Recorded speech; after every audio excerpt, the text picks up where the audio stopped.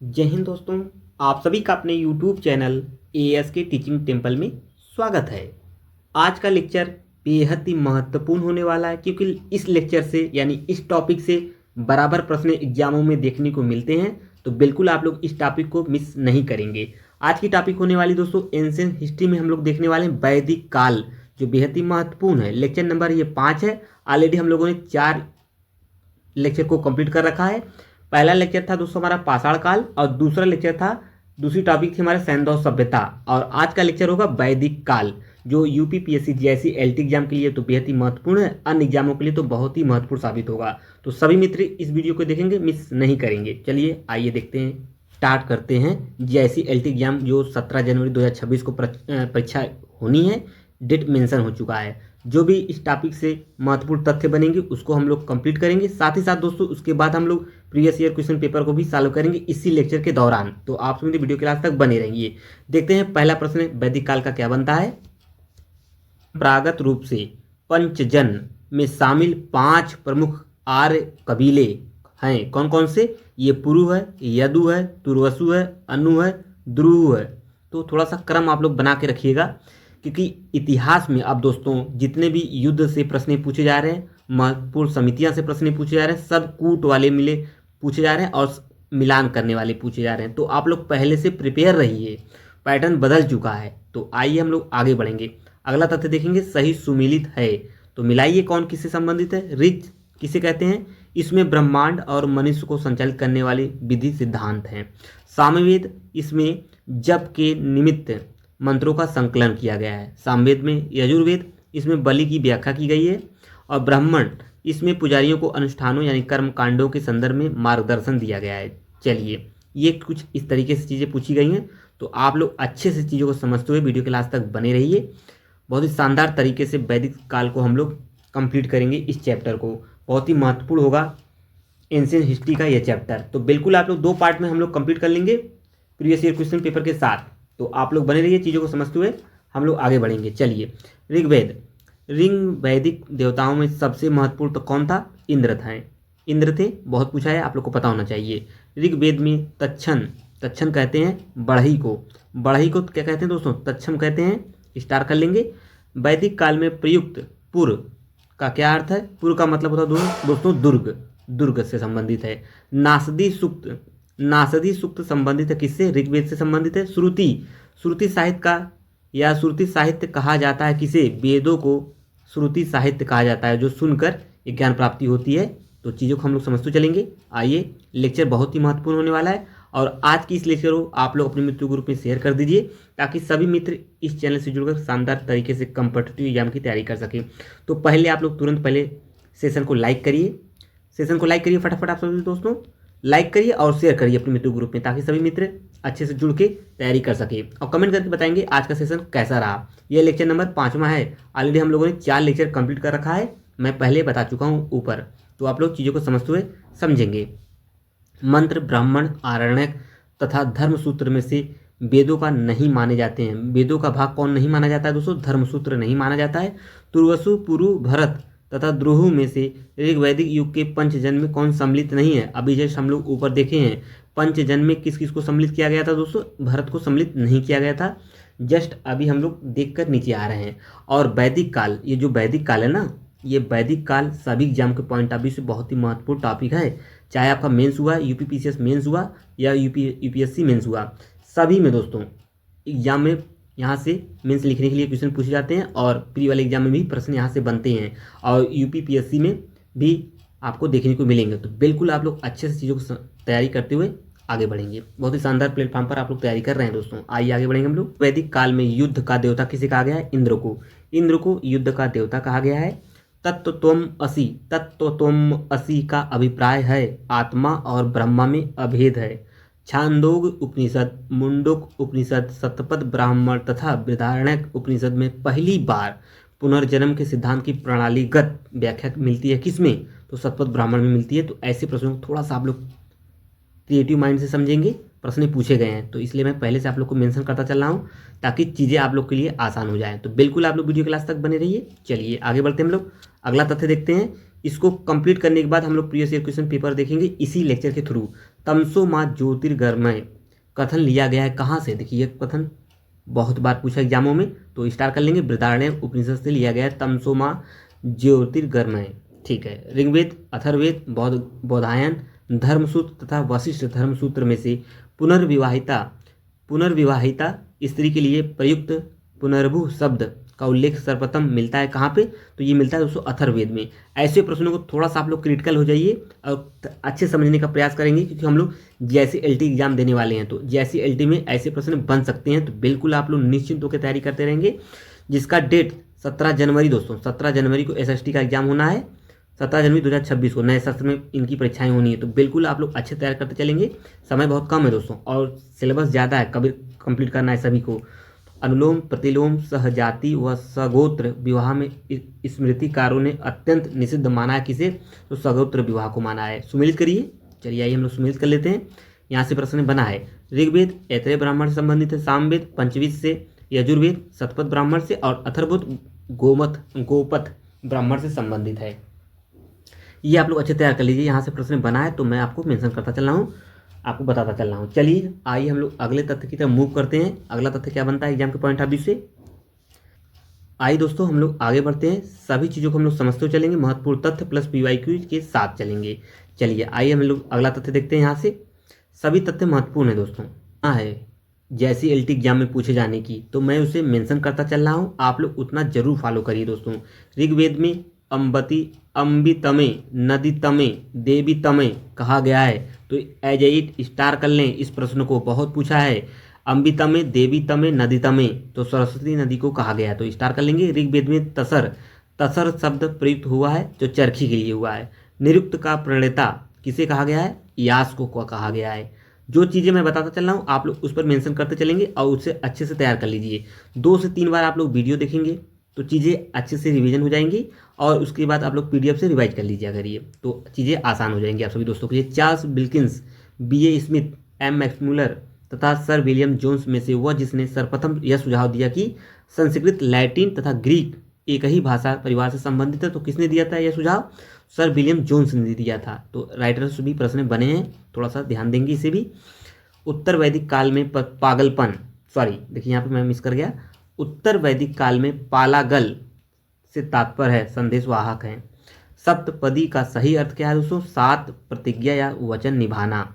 ऋग्वेद, सामवेद, यजुर्वेद, अथर्ववेद में से वह जिसकी रचना गद्य एवं पद दोनों में, तो ये प्रश्न पूछा है तो स्टार कर लेंगे, तो यजुर्वेद है। महत्वपूर्ण क्वेश्चन होगा एग्जाम के पॉइंट ऑफ व्यू से। और इस लेक्चर को दोस्तों जो मित्र जिनका सब्जेक्ट UP TGT PGT की तैयारी कर रहे हैं, जिनका सब्जेक्ट हिस्ट्री है, वो भी अच्छे से देखेंगे। बहुत ही शानदार प्लेटफॉर्म पे आप लोग देख रहे हैं सभी चीज़ों को, तो आप लोग भी जरूर देखिए। लेक्चर बहुत ही शानदार है। आप लोग फटाफट अपने मित्रों ग्रुप में शेयर कर दीजिए ताकि सभी को पता चल सके कितनी शानदार तरीके से ASK टीचिंग टेम्पल के द्वारा तैयारी कराई जा रही है।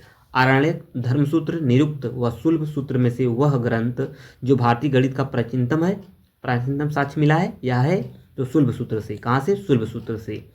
जो मित्र नए हैं चैनल पर, वीडियो को वॉच कर रहे हैं, चैनल को सब्सक्राइब नहीं कर रहे हैं, तो बिल्कुल आप लोग चैनल को सब्सक्राइब करके चैनल से जुड़ जाइए। महत्वपूर्ण कॉम्पिटिटिव एग्जाम की तैयारी कराई जा रही है। JSC-LT हुआ सब्जेक्ट वाइज एंड 30 एवं 40 नंबर की भी तैयारी कराई जा रही है अलग से सभी सब्जेक्ट की, तो बिल्कुल आप लोग जुड़ जाइए चैनल से। PDF पाने के लिए दोस्तों, क्लास नोट्स एंड महत्वपूर्ण जानकारी और सभी PDF पाने के लिए आप लोग टेलीग्राम को ज्वाइन कर लीजिए। इसका लिंक नीचे डिस्क्रिप्शन में मेंशन किया गया है और आप लोग डायरेक्टली टेलीग्राम पर नाम सर्च करेंगे ASK टीचिंग टेम्पल, वहाँ से भी आप लोग जुड़ जाएंगे। मेरा नाम ASK है, ध्यान में रखिए, चीज़ों को समझते हुए चलेंगे। तो आइए हम लोग आगे बढ़ते हैं। अग्नि इंद्र, वरुण व मित्र में से वह जिसे वैदिक काल में अन्य देवताओं व मनुष्यों के बीच मध्यस्थ देवता माना गया, अग्नि को माना गया है, आपको पता होना चाहिए। चलिए इसी के माध्यम से बातचीत की जा रही थी देवताओं से। चलिए देखिए यहाँ से सही सुमिलित करना है आपको, सुमिलित करिए। सही सुमिलित क्या है दोस्तों? यहाँ से देखेंगे हम लोग। ऋग्वेद मतलब ऋग्वेद होता संबंधित है। आइए कुछ ऑप्शन ऊपर है उसे भी हम लोग देख लेते हैं। वहाँ पे क्या था? ऋग्वेद होता संबंधित था, यजुर्वेद अर्धर्यु, सामवेद उद्गाता से, अथर्ववेद ब्रह्मा से। इनके ये सभी क्या है? उद्गाता मतलब इनके ये गाता है, मतलब किससे संबंधित क्या है। चलिए अगला देखेंगे हम लोग। अगला तथ्य ये रहा आपके सामने। युद्ध का प्रारंभ मनुष्यों के मस्तिष्क में होता है, यह कथन उल्लिखित है किसके द्वारा दोस्तों? अथर्ववेद में है। किसमें? अथर्ववेद में। तो आइए हम लोग आगे बढ़ेंगे। अगला तथ्य देखेंगे दोस्तों, जल क्या है, अगला तथ्य यहाँ से बनेगा, जल प्लावन का कथा का वर्णन है, जल प्लावन की कथा का वर्णन है शतपथ ब्राह्मण में। ऐतरेय ब्राह्मण, कौशिकी उपनिषद, मनुस्मृति तथा भगवत गीता में से अवतारवाद की चर्चा किसमें मिलती है, तो स्टार कर लेंगे, अवतारवाद की चर्चा भगवत गीता में मिलती है। तैतरीय संहिता में कुसिद शब्द उल्लिखित है, तो ऋण के लिए, किसके लिए, ऋण के लिए। ऐसे शब्दों को थोड़ा सा आप लोग अच्छे समझेंगे। दैव, असुर, आर्ष, प्रजापत्य विवाह में से अनैतिक माना जाता है किसे, तो असुर विवाह को, सभी दोस्तों पता होगा। संहिताएं, स्मृतियां, आरण्यक तथा उपनिषद में से वैदिक साहित्य में कौन सम्मिलित नहीं है, तो कौन सम्मिलित नहीं है, ऐसे प्रश्नों को थोड़ा सा आप लोग अच्छे समझेंगे। स्मृतियां डायरेक्टली प्रश्न बन जाएंगे एग्जामों में, तो ऐसे प्रश्नों को आप लोग बिल्कुल मिस नहीं करेंगे। ज्योतिष, कल्प, निरुक्त, आगम में से वह जो वेदांग का हिस्सा नहीं माना गया है, आगम को वेदांग का हिस्सा नहीं माना है, तो ऐसे प्रश्नों को थोड़ा सा आप लोग अच्छे समझने का प्रयास करेंगे। मैं बार बार कह रहा हूँ कि प्रश्न बना है, ऋग्वेद, यजुर्वेद, सामवेद, अथर्ववेद में से वह ग्रंथ जिसमें वर्ण की उत्पत्ति संबंधित आरंभिक आख्यान मिलता है, ऋग्वेद में। कहाँ पे मिलता है, ऋग्वेद में। चलिए, ये भी आपका सॉल्व हो गया। मुझे आशा है सभी चीज़ें आपको समझ में आ रही होंगी। कोई भी प्रश्न हो आप लोग कमेंट में जरूर पूछेंगे, मैं उसका आंसर स्वयं दूंगा। और आप लोग कोई सजेशन देना चाहते हैं एएसके टीचिंग टेम्पल को, तो आप लोग जरूर दीजिए। मैं पूरा प्रयास करूंगा उन आपका सजेशन पूरा कंप्लीट करने में। और आप लोग अपना सहयोग बनाए रखें दोस्तों, आपका सपोर्ट ही हमारे लिए पर्याप्त है। जल्द से जल्द दोस्तों आप लोग कंप्लीट कराइए 1000 प्लस सब्सक्राइबर। और आप लोग के लिए दोस्तों बहुत ही आप सभी दोस्तों के लिए इस चैनल यानी इस प्लेटफॉर्म, इस यूट्यूब के प्लेटफॉर्म से बहुत सी चीज़ें आपको देखने को मिलेंगी। बहुत ही शानदार तरीके से मैं सभी चीज़ों को लाता रहूँगा, कंप्लीट कराता रहूँगा। ओनली एग्जाम ओरिएंटेड, कम पढ़िए, सिलेक्शन लीजिए। चलिए आइए आगे बढ़ते हैं हम लोग। अगला तथ्य है आपका, अगला तथ्य यहाँ बनेगा, यहाँ समझने का हम लोग प्रयास करेंगे। देखिए, अगला तथ्य है ब्राह्मण आरण्यक संहिता तथा उपनिषद में से वह जो वेदों का काव्यात्मक हिस्सा कहा जाता है, संहिता को कहा जाता है। एंड अगला तथ्य बनेगा, अगला तथ्य गविष्टि से तात्पर्य क्या है, गायों के लिए होने वाला संघर्ष, ये पूछा गया है, तो स्टार कर लेंगे। ऐसे प्रश्नों को थोड़ा सा आप लोग ध्यान दीजिए। वैदिक काल में वह पशु जो अगन्या के नाम से जाना जाता है या जिसे अगन्या माना गया है, तो गाय को माना गया है। बहुत ही चर्चित क्वेश्चन, बहुत पूछा गया है, बहुत रिपीटेड क्वेश्चन है। ऋग्वेद में धनाढ़ व्यक्ति के लिए प्रयुक्त शब्द क्या है, गोमत है। 16 संस्कारों में से उपनयन संस्कार का क्रम है, तो स्टार कर लेंगे। यह प्रश्न बहुत पूछा है। जो 16 संस्कार है ना दोस्तों, उसमें उपनयन जो संस्कार है किस नंबर पे आता है, तो 11वें नंबर पे आता है। ऐसे प्रश्नों को थोड़ा सा ध्यान दीजिए, ऐसे प्रश्न पूछे गए हैं। 16 संस्कारों में से प्रथम संस्कार कौन है, गर्भाधान प्रथम संस्कार है। वीरेंद्र, पुरंदर, पशुपति तथा मारुत में से वह नाम जिससे इंद्र को ऋग्वेद में पुकारा गया है, तो पुरंदर के नाम से पता होगा आप सभी दोस्तों को। चलिए अगला तथ्य देखेंगे दोस्तों हम लोग। अद्वैत काल की अनुभूति हुई है, तो उत्तर वैदिक काल में। शतपथ ब्राह्मण, ऐतरेय ब्राह्मण, तैतरीय ब्राह्मण तथा गोपद ब्राह्मण में से वह जिसमें समुद्र पर्यंत पृथ्वी के शासक को एकराट कहा गया है, ये भी क्वेश्चन देखिए अति महत्वपूर्ण होगा तथ्य, तो ऐतरेय ब्राह्मण में कहा गया है, तो अच्छे समझेंगे। चलिए अगला तथ्य हम लोग देखेंगे। रामायण और महाभारत में उल्लिखित स्थलों की पुरातात्विक पहचान की गई है, तो बीबी लाल के द्वारा की गई है, तो इसको भी आप लोग थोड़ा सा स्टार कर लेंगे। प्रश्न एजेड एग्जाम में प्रश्न बन सकता है। जो चीज़ें महत्वपूर्ण है, जिसकी संभावना प्रबल है एग्जाम जैसे एलटी एग्जाम में पूछे जाने की। और दोस्तों आपका आरओ मेंस एग्जाम होने वाला है। 120 नंबर आपके जीएस से पूछे जाएंगे, 30 नंबर दोस्तों आपके हिंदी से पूछे जाएंगे। तो आप लोग 120 नंबर जो जीएस के पूछे जाएंगे, इसमें भी महत्वपूर्ण भूमिका होगी ancient history, medieval history, modern history, तो अच्छे समझेंगे। सभी में महत्वपूर्ण भूमिका निभाएगा आज का यह लेक्चर। एशिया माइनर में से प्राप्त भोगज कोई अभिलेख में जिन वैदिक देवताओं का आह्वान किया गया है वो कौन कौन से हैं, तो स्टार कर लेंगे एजीटी से। इंद्र हैं, मित्र हैं, वरुण हैं, नासत्य हैं। एक बार पुनः देख लीजिए, इंद्र, मित्र, वरुण, नासत्य महत्वपूर्ण है, तो मैं बताता चल रहा हूँ। आइए आगे बढ़ जाते हैं हम लोग। चलिए देखेंगे, यहाँ से देखेंगे अगला तथ्य क्या बनेगा। सभी तथ्यों को मैं छोड़ूंगा नहीं दोस्तों, सभी तथ्यों को कंप्लीट कराऊंगा। अगर कहीं से भी प्रश्न बनेंगे, हमारी तरफ से पूरा प्रयास होगा कि वो प्रश्न आपको आने चाहिए। ऋग्वेद में 2 कृषि योग्य भूमि के बीच की भूमि को पट्टी कहा जाता है, उसे क्या कहा गया है, खिल्ले के नाम से जाना गया। क्या, किसके नाम से, खिल्ले के नाम से। चलिए अगला तथ्य देखेंगे हम लोग। यहाँ पे ऋग्वेद में धान्यकृत शब्द प्रयुक्त हुआ है, तो ओसाने वाले के लिए धान्यकृत शब्द का प्रयोग हुआ है। देखिए एंशिएंट हिस्ट्री में कुछ टर्मिनोलॉजी है शब्दों के, तो उसे भी आप लोग समझने का प्रयास करेंगे। बरगद प्रश्न बने हैं, इसलिए मैं आपको बता रहा हूँ। बरगद, पीपल, आम व केला में से वह जिसे ऋग्वैदिक काल में अस्वस्थ वृक्ष कहा गया है। तो किसे कहा गया है? तो पीपल को अस्वस्थ वृक्ष कहा गया है। रामायण, महाभारत, ऋग्वेद तथा अथर्ववेद में से वह जिसमें अयोध्या का सर्वप्रथम उल्लेख मिला है। लो भैया, इंपॉर्टेंट है, स्टार कर लेंगे। अथर्ववेद में अयोध्या का उल्लेख मिला है। प्रश्न ने पूछा है तो मैं बता दे रहा हूँ आपको। ऋग्वेद का 9वां मंडल किसके समर्पित है? सोम देवता को। एज ए स्टार कर लेंगे। 10 मंडल है। 10 मंडल में से 2-3 मंडल ऐसे हैं जो एग्जाम में बराबर प्रश्न बना है, तो यहाँ पे आपको देखने को मिलेगा। गृत्रसमत, कर्ण, विश्वामित्र व वशिष्ठ में से वह जिन्होंने ऋग्वेद के 3 मंडल की रचना की है, तो विश्वामित्र ने की है। स्टार कर लेंगे। ऋग्वेद का नदी सूक्त क्या है? 10वां मंडल में नदी सूक्त की चर्चा की गई है, तो इसे भी आप लोग तैयार कर लेंगे। चलिए, ऋग्वेद के जिस मंडल में गायत्री मंत्र का उल्लेख मिला है, लिखा गया है, तो वह कौन सा है? 3 मंडल में। बहुत ही चर्चित यह मंडल है, मैं इसी मंडल की बात कर रहा था अभी। ऋग्वेद में उल्लिखित निष्क्रिय एक प्रकार का आभूषण है। निष्क्रिय शायद जहाँ तक मैं समझ पा रहा हूँ ये गले में पहनने वाला जो एक आभूषण है उससे संबंधित है। परिषद, सभा, समिति व विदथ, एक बार पुनः देखेंगे। परिषद, सभा, समिति व विदथ में से वैदिक युग की सर्वाधिक प्राचीन संस्था विदथ है। बहुत पूछी गई है, तो इसे आप लोग अच्छे से तैयार कर लेंगे। तो आइए हम लोग आगे बढ़ेंगे, अगला तथ्य देखेंगे। अगला तथ्य क्या बनेगा एग्जाम के पॉइंट ऑफ व्यू से। वीडियो दोस्तों मैं कंप्लीट करने के तथ्य को कंप्लीट करने के बाद प्रीवियस ईयर क्वेश्चन पेपर को सॉल्व करेंगे इसी वीडियो में। तो आप लोग वीडियो क्लास तक बने रहिए। मुझे पूरा आशा है जो भी मैं समझाने का प्रयास कर रहा हूँ आपको अच्छे समझ में आ रहा होगा। कोई भी प्रश्न हो कमेंट में करके पूछ सकते हैं। सभा, समिति, विदथ व पौर में से वह जिसमें स्त्रियों के भाग लेने के उल्लेख मिलता है, तो विदथ में। बहुत पूछा गया है, मैं पहले बताया हूँ। इंद्र, विदेह, माधव, अग्नि व सुदास में से वह जिसे उत्तर वैदिक युग में उत्तरी बिहार के आर्यीकरण का श्रेय दिया जाता है, तो विदेह माधव को दिया जाता है। चलिए, 10 राजाओं का युद्ध बहुत पूछा है। 10 राजाओं का युद्ध, 10 राजाओं के युद्ध का विजयी राजा सुदास संबंध था किससे? तो त्रिशुजन से संबंधित था। 10 राजाओं के युद्ध में भरतों का पुरोहित किसे कहा जाता है? वशिष्ठ को कहा जाता है। वैदिक काल में चिनाब नदी को जाना जाता है अस्कनी। अस्कनी नदी को चिनाब नदी के नाम से जाने जाते हैं। कुछ नदियां हैं दोस्तों प्राचीन काल में जिनका प्राचीन नाम क्या है, उसको मैं PDF के थ्रू आपको टेलीग्राम में प्रोवाइड करा दूंगा। तो जो मित्र अभी तक टेलीग्राम से जुड़े नहीं हैं, महत्वपूर्ण PDF प्राप्त करने के लिए, नोट्स, महत्वपूर्ण जानकारी सभी को प्राप्त करने के लिए आप लोग टेलीग्राम से जुड़ जाइए। तुरंत जुड़िए, अभी जुड़ जाइए फटाफट लोग। टेलीग्राम का लिंक नीचे डिस्क्रिप्शन में मेंशन किया है। आप लोग टेलीग्राम पर जाएंगे, ASK टीचिंग टेम्पल नाम सर्च करेंगे तो डायरेक्टली आप लोग जुड़ जाएंगे। तो जुड़ जाइए, सभी चीज़ें आपको वहीं पे प्राप्त हो जाएंगी। चलिए आइए देखते हैं। चिनाब को अस्कनी के नाम से जानते हैं। वैदिक नदी वितस्ता का आधुनिक नाम क्या है दोस्तों? झेलम नदी है। बहुत पूछी गई है, तो कूट में प्रश्न बन सकता है, तो अच्छे समझेंगे। ऋग्वेद, यजुर्वेद, सामवेद, अथर्ववेद में से बालखिल्य का संबंध किससे है? तो ऋग्वेद से संबंधित है। बालखिल्य का ध्यान में रखिएगा थोड़ा सा आप लोग। ऋग्वेद का वह मंडल जिसमें 4 वर्णों का उल्लेख मिलता है, प्रथम बार हुआ है, तो बहुत ही महत्वपूर्ण प्रश्न होगा एग्जाम के पॉइंट ऑफ व्यू से। 10वां मंडल, 10वां मंडल में 4 वर्णों का उल्लेख प्रथम बार हुआ है।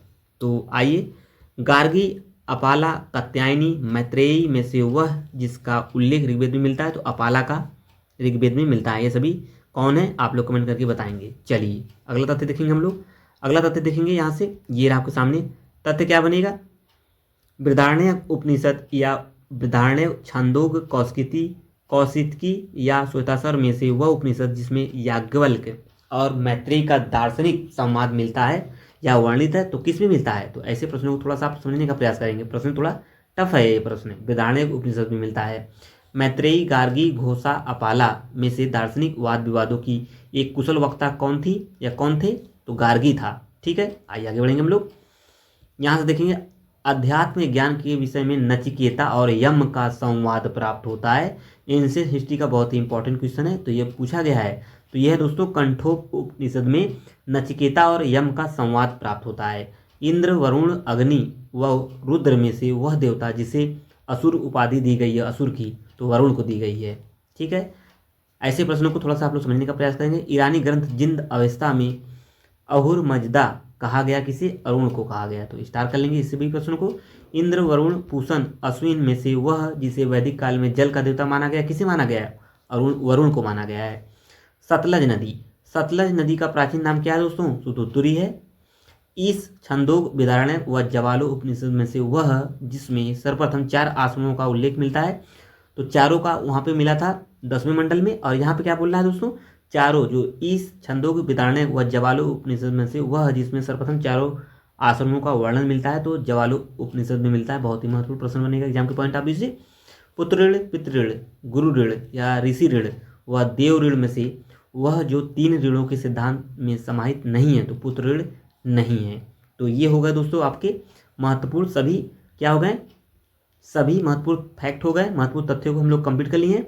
अब हम लोग दोस्तों ये पहला लेक्चर था, यानी इस टॉपिक का दूसरे लेक्चर में ये कंप्लीट हो जाएगी पूरी टॉपिक। तो आइए हम लोग सॉल्व कर लेते हैं अब प्रीवियस ईयर क्वेश्चन पेपर यानी PYQ इस टॉपिक से जो भी बने हैं। चलिए फटाफट हम लोग देख लेते हैं, वीडियो बड़ा ना हो ताकि चीज़ें आपको आसान हो समझने में।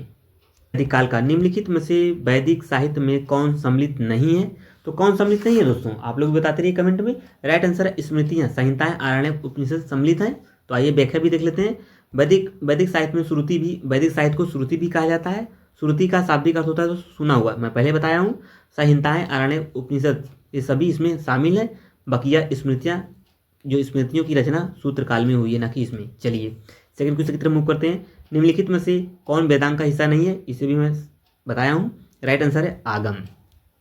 यहाँ से इसका आंसर देखिए, आंसर देखेंगे तो यहाँ सभी चीज़ों को देखिए। वेदांकों की संख्या कुल कितनी है, 6 है, जिसमें शिक्षा, कल्प, ज्योतिष, छंद, निरुक्त, व्याकरण शामिल है। और दोस्तों यह जैन धर्म से संबंधित है। चलिए हम लोग अगला क्वेश्चन देखेंगे।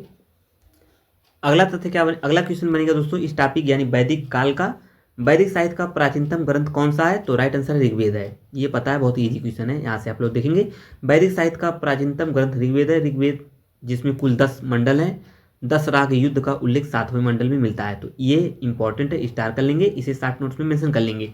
और दोस्तों प्रीवियस ईयर क्वेश्चन पेपर को इसी तरह एनालिसिस करके शॉर्ट नोट्स बनाया जाता है ताकि एग्जाम टाइम रिवीजन के लिए एक बेहतर नोट्स तैयार हो जाए। मैं बार बार हर लेक्चर में कहता रहता हूँ, जो चीज़ें मेरी इंपॉर्टेंट है जरूर आप लोग फॉलो किया करिए, बहुत ही लाभ मिलेगा आपको एग्जाम में। प्रथम एवं 10वां मंडल नवीनतम मंडल है, स्टार कर लेंगे शॉर्ट नोट्स में। ऋग्वेद का दूसरा एवं 7वां मंडल वंश मंडल या ऋषि मंडल कहलाते हैं। दूसरा और 7वां मंडल, और पहला और 10वां मंडल ये नवीनतम मंडल है। ध्यान में रखिएगा इन दोनों तथ्य को। ऋग्वेद के तृतीय मंडल में गायत्री मंत्र का उल्लेख मिलता है, जिसकी रचना विश्वामित्र ने की थी। महत्वपूर्ण है, स्टार कर लेंगे। गायत्री मंत्र सविता को संबोधित है। ऋग्वेद में पुरोहित को होत्री कहा जाता है। सभी तथ्य महत्वपूर्ण एग्जाम में प्रश्न पूछे गए हैं, ठीक है, ध्यान में रखिएगा। ऋग्वैदिक काल में कोई नियमित भूमि कर नहीं था, क्यों नहीं था? चौथे का राइट आंसर आप बताइए। सी राइट आंसर यहाँ पे, राजा को भूमि का मालिक नहीं समझा जाता था। चलिए आइए आगे हम लोग बढ़ेंगे, इसका व्याख्या आगे देखेंगे। देखिए दोस्तों इसका व्याख्या, ऋग्वैदिक काल में कोई नियमित भूमि कर नहीं था क्योंकि राजा को भूमि का मालिक नहीं समझा जाता था। क्योंकि यहाँ से आप लोग चीज़ों को देख सकते हैं बहुत ही अच्छे से। इसका PDF लेके आप लोग अच्छे से चीज़ों को रिवाइज कर लीजिए, 2 से 3 बार क्लास देखिए और 1-2 बार आप लोग PDF रिवाइज कर लेंगे तो अच्छे से चीज़ें तैयार हो जाएंगी आपकी। चलिए यहाँ से मिलान करने वाले प्रश्न देखते हैं। सूची 1 सूची 2 को मिलाते हैं। ऋग्वेद किससे संबंधित है, तो ऐतरेय ब्राह्मण से। अभी जस्ट हम लोग नीचे देख के आ रहे हैं। सामवेद पंचवी से संबंधित है। यजुर्वेद शतपथ ब्राह्मण और यथुर्वेद गोपद से। तो इसका राइट आंसर क्या हो जाएगा यहाँ पे दोस्तों, सी। क्या होगा यहाँ पे, सी राइट आंसर है। यहाँ पे देखिए सी, 3 4 2 1 राइट आंसर है। चलिए और चीज़ों को यहाँ पे आप लोग देख सकते हैं। ऋग्वेद यत्रेय, सामवेद पंचवी, यजुर्वेद शतपथ, अथर्ववेद गोपद। तो सेशन कैसा लगा कमेंट में आप लोग जरूर बताते रहेंगे। हम लोग अब PYQ यानी previous year question paper solve कर रहे हैं। 2 लेक्चर में आपका दोस्तों वैदिक काल कंप्लीट हो जाएगा। इसके बाद का जो चैप्टर होगा जस्ट अभी हम लोग वीडियो के लास्ट में मैं बताऊंगा उनका भी नाम। आप लोग अच्छे से तैयार करके नेक्स्ट वीडियो में यानी नेक्स्ट लेक्चर में उपस्थित होंगे क्लास में। तो आप लोग जरूर देखा करिए क्लासेस को और शेयर जरूर कर दीजिए अपने मित्रों ग्रुप में। सेशन कैसा लगा कमेंट में जरूर बताएंगे। चलिए आगे बढ़ेंगे। जो मित्र नए हैं चैनल को जरूर सब्सक्राइब कर लेंगे। कंपटीटिव एग्जाम की तैयारी कर रहे हैं, जैसे LT एग्जाम की तैयारी कर रहे हैं, बहुत ही शानदार ये प्लेटफॉर्म है ASK टीचिंग टेम्पल। यहाँ से तुरंत जुड़िए। PDF के लिए तुरंत टेलीग्राम को ज्वाइन कर लीजिए। फटाफट करिए। कमेंट में कोई प्रॉब्लम हो कमेंट जरूर करिए, मैं इसका आंसर मैं उसका सोल्यूशन जरूर दूंगा। चलिए आगे बढ़ते हैं, अगला क्वेश्चन देखते हैं हम लोग। अगला क्वेश्चन है ऋग्वेद में किस नदी को अम्बितमे, नदीतमे, देवीतमे कहा गया है। राइट आंसर है D। चलिए यहाँ से सभी चीज़ आपको देख लीजिए। ऋग्वेद में सर्वाधिक पवित्र एवं सम्मानित नदी सरस्वती नदी है, पूछा गया है। ऋग्वेद में सरस्वती को ही मातेतमा, देवीतमा, नदीतमा कहा गया है, अर्थात सबसे अच्छी माँ, सबसे अच्छी देवी, सबसे अच्छी नदी। इंपॉर्टेंट है, स्टार कर लेंगे। ऐसे प्रश्नों को शॉर्ट नोट्स में मेंशन कर लेंगे। निम्नलिखित में से किसी निरुक्त का प्रणेता कहा गया है। राइट आंसर है यास को कहा गया है। देखिए इसको भी अच्छे से आप लोग समझ लीजिए। जो वेदों के 6 अंग बताए गए हैं ऑलरेडी मैं बता चुका हूँ। चलिए 8वां क्वेश्चन देखेंगे आज के लेक्चर का।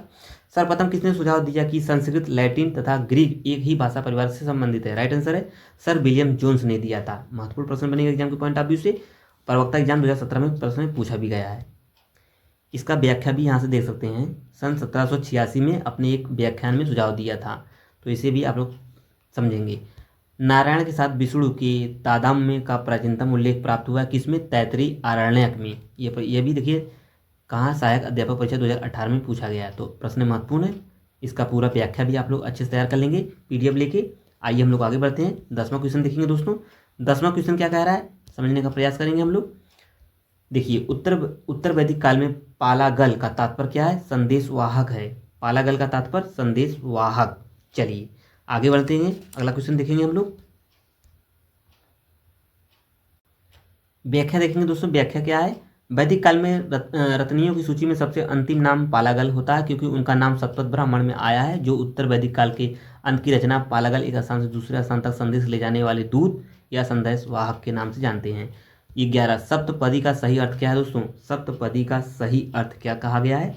तो 11 का राइट आंसर दोस्तों क्या होगा? बी, 7 प्रतिज्ञा 7 वचन, आपको पता होगा। चलिए पूरा इसका व्याख्या देख लीजिए आप लोग फटाफट, अच्छे देखकर तैयार कर लीजिए, ठीक है। कोई भी प्रश्न हो, कोई भी प्रॉब्लम हो तो कमेंट करिएगा, मैं उसका आंसर जरूर दूंगा। सर्वप्रथम किस ग्रंथ में हिरण्यकार शब्द मिलता है? तो यजुर्वेद में मिलता है। चलिए हम लोग आगे बढ़ते हैं, अगला क्वेश्चन देखेंगे। यहाँ से पूरा व्याख्या देखिए दोस्तों। सर्वप्रथम यजुर्वेद में हिरण्यकार शब्द मिलता है। चलिए और पूरा अच्छे से आप लोग पीडीएफ पढ़ लीजिएगा, जो भी चीज़ें महत्वपूर्ण है, और शॉर्ट नोट्स में मेंशन करते चलेंगे जो चीज़ें महत्वपूर्ण, जिससे लगता है कि आगामी एग्जाम में प्रश्न यहाँ से बन सकते हैं, तो शॉर्ट नोट्स में मेंशन करते चलेंगे। प्राचीन भारत में जो विधवा पुनर्विवाह कर लेती थी उसे क्या कहा जाता था दोस्तों? तो पुनर्भू कहा जाता है। इसे भी मैंने डिस्कस किया हूँ। देखिए पूरा मैटर यहाँ पे मिलेगा आपको। भारत में विवाह एक पवित्र बंधन माना जाता है।